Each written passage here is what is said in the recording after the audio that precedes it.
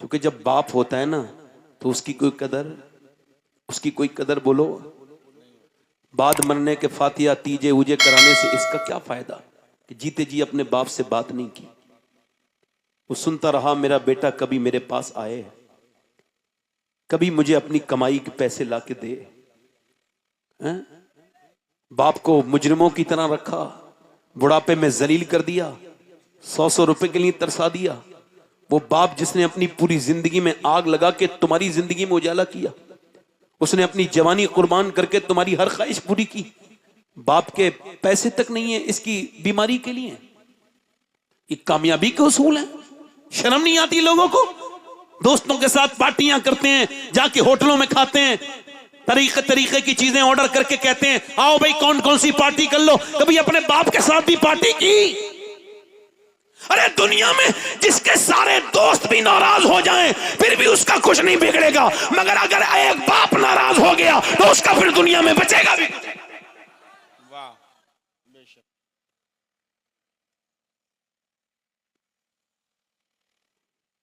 बाप जब तक जिंदा है तो कोई मसला नहीं। हमारे यहां बड़ी दिखावा चल रहा है।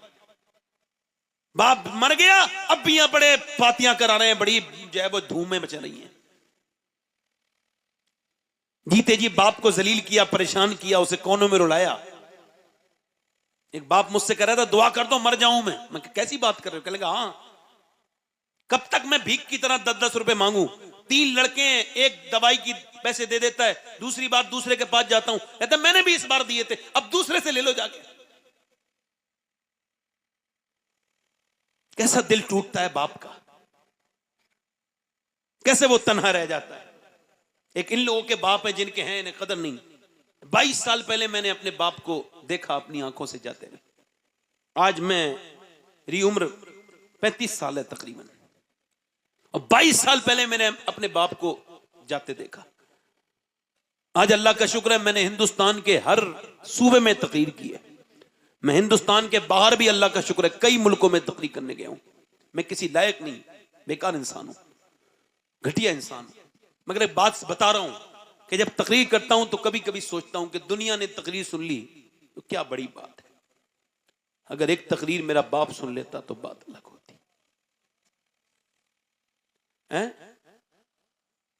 माली ने पेड़ लगाया, जब पेड़ बड़ा हो गया, जब फल देने लगा तो माली चला गया। अब पेड़ फल दे रहा है तो उसको माली याद आ रहा है। वो कह रहा है ए मेरे माली, ए मेरी हिफाजत करने वाले, मुझे धूप से बचाने वाले, मुझे हवाओं से बचाने वाले, मुझे रोज पानी देने वाले, तू कहां चला गया? आज दुनिया मेरे फल खा रही है, मगर तू काश तू भी एक फल खा लेता, काश के तू भी एक फल खा लेता। मगर आज बाप है तो कोई कदर नहीं है, कल नहीं होगा तो देखना फिर रोया करोगे बाप को। आज मां है तो उसके पांव दबा लो। देखो फिर बता रहा हूं, दुनिया में सारी चीजें मिल जाएंगी मगर 2 ऐसी चीजें हैं जो दुनिया में मिल नहीं सकती, एक बाप, एक दूसरी मां। गाड़ी दूसरी ले लेंगे, बीबी मर जाए तो दूसरी मिल जाएगी, हो सकता है पहले से ज्यादा अच्छी मिल जाए, हो सकता है ना। एक बीबी मरने के बाद दूसरी पहले से ज्यादा अच्छी मिल सकती है, मगर अगर एक मां दुनिया में चली जाए तो पूरी कायनात में फिर दूसरी ऐसी औरत नहीं मिलेगी जो इतना प्यार करती है।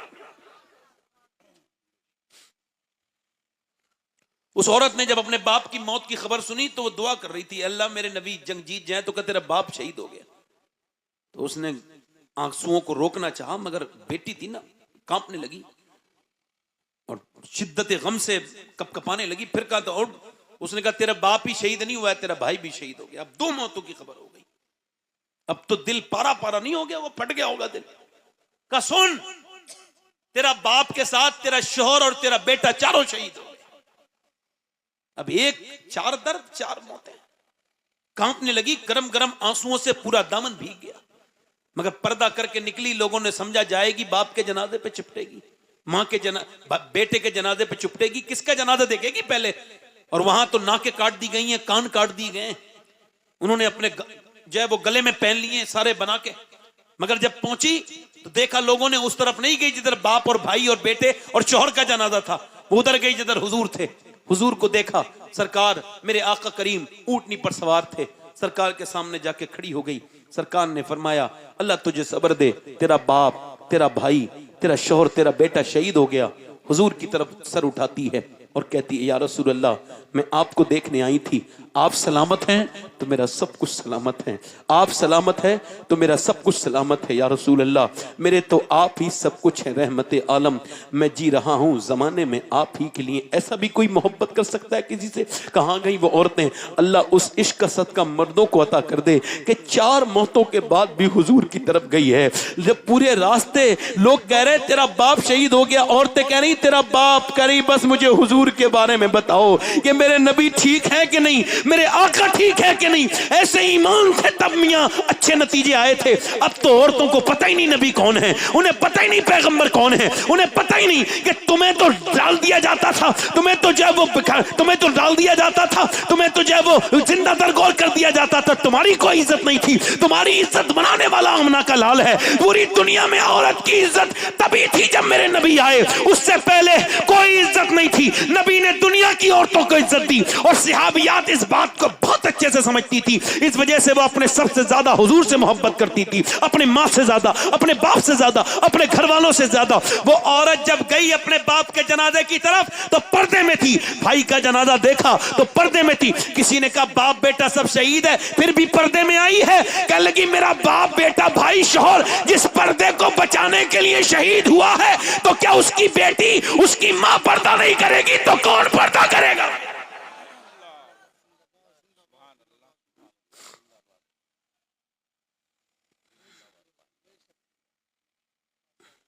औरतें नहीं जा रही हैं जब बेपर्दा देखते नहीं आप।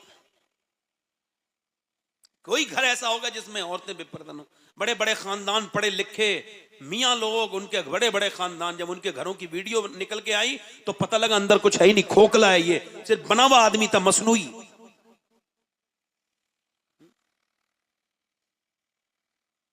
बड़े बड़े लोगों के घरों की वीडियो वायरल जब हो रही है तो अब खुल रहा है मामला।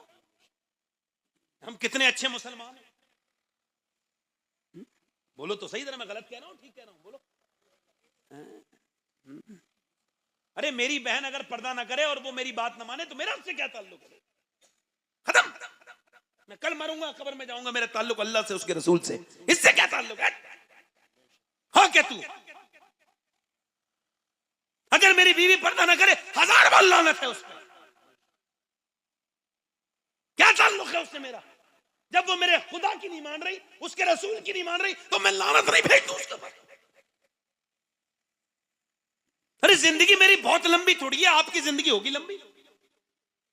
मुझे तो पता है आप 50 साल तक भी नहीं जी रहे आदमी। तो क्या अल्लाह को नाराज करके जाओगे? फैशन की इस फैशन की कठपुतली पर फिदा हो गया बदबख्त। मुसलमानों में भांगड़े होने लगे, नाच होने लगे। अरे पर्दा तो छोड़ो, औरतें बेपर्दा नाच रही हैं। क्या समझाएगा कोई इन औरतों को? इन्हें मौत की फिक्र नहीं? क्या दुनियादानी में पड़ गई कौम, बर्बाद नहीं हो गए लोग? ये आस्तीनें, ये कपड़े बिल्कुल टाइट आस्तीनें कटी हुई, ये सब हराम है। फिटिंग का कपड़ा पहनना हराम है औरत के। क्यों? क्योंकि ये देखते नहीं आप, ये नमाज है मर्द की अल्लाहु अकबर, ये हाथ फैला रहा है ऐसे करके। औरत की नमाज ये है अल्लाहु अकबर बस। यानी मर्द जब नमाज पढ़े तो हाथ फैलाए और फिर नियत बांधे अल्लाह। औरत बस यहां तक हाथ लाए और यहीं बांध ले, यहां बांधे यहीं बांध ले। क्यों? क्योंकि अल्लाह ने नमाज अलग की। मर्द के जिस्म की बनावट और है, औरत के जिस्म की बनावट और है। अल्लाह नहीं चाहता कि नमाज में भी बेपर्दा हो, तो उसने नमाज के तरीके अलग कर दिए। ये मिसाल समझ आ रही है आपको? नहीं आ रही है? क्यों भाई? आखिर मर्द को जब नमाज अलग है तो तुम्हारी शादियां अलग नहीं हो सकती, अलग अलग नहीं बैठ सकती औरतें। औरतों के लिए मशाले राह जनाब सैयदा फातिमा ज़हरा की जात है। तो जोर से बोलो, आखिरी हदीस पढ़ रहा हूं, जोर से बोलो सुभान अल्लाह। ये औरतें कल कयामत के दिन क्या जवाब देंगी? इनको फैशन का रंग चढ़ गया, जिनको चंद तारीफ के जुमले सुनने के लिए अपने जिस्म को, अपने मेकअप को जाहिर करती हैं। शादियों में जो कभी बेपर्दा नहीं, शादी वाले दिन बेपर्दा।